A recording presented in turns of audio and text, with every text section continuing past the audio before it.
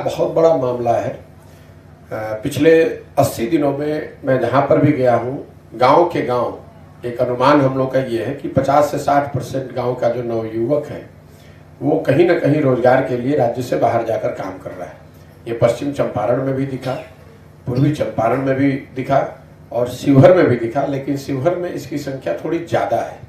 यहाँ पर जो गरीबी या बेरोजगारी का आलम है वो दोनों चंपारण के मुकाबले थोड़ा ज़्यादा है।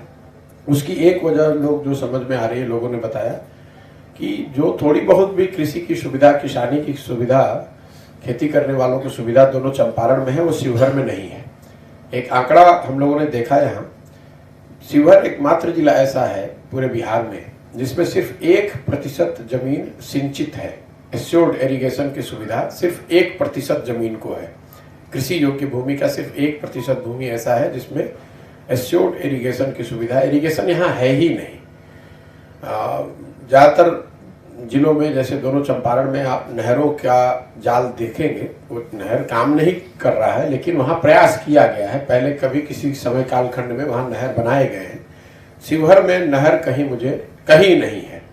और आंकड़ों में भी, सरकार के आंकड़ों को भी मैंने जब दिखवाया तो पता चला कि 1% जमीन जो है वो सिंचित है, एश्योर्ड इरिगेशन है। दूसरी जो समस्या यहाँ पर है, ये 54% जिला बाढ़ इफेक्टेड है। As per the government data 54% जो शिवहर का हिस्सा है वो उसमें बाढ़ किसी न किसी तरीके कभी न कभी आता है।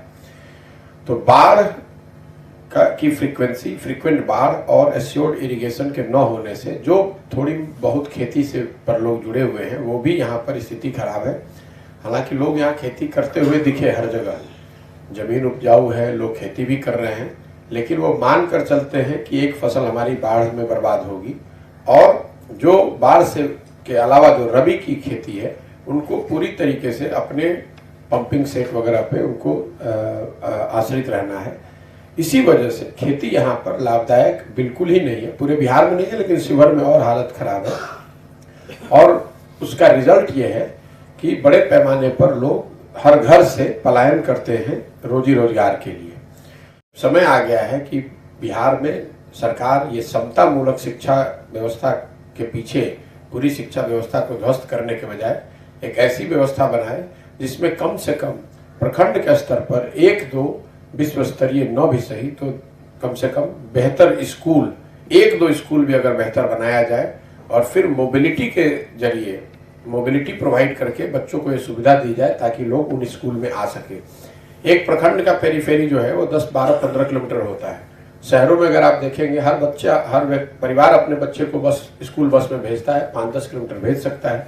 तो हम लोग जो ब्लूप्रिंट अभी बना रहे हैं उसमें पहली सोच ये है कि शिक्षा व्यवस्था को लेकर एक 10 साल का नजरिया बनाया जाए और पहले साल हर साल 500 स्कूल, मतलब हर प्रखंड में कम से कम एक विश्व स्तरीय व्यवस्था बनाई जाए। जो अभी हम लोग सरकार 30-40 हजार करोड़ रुपया हर साल खर्च कर रही है और उससे एक भी विद्यार्थी को फायदा नहीं हो रहा है। हम लोग की सोच ये है कि 1/3 बिहार का जो बजट है वो विश्व स्तरीय शिक्षण संस्थाओं को बनाने में, स्कूल्स को बनाने में खर्च होना चाहिए और 2/3 जो पैसा है उसको एग्जिस्टिंग व्यवस्था को सपोर्ट करने में लगाना चाहिए।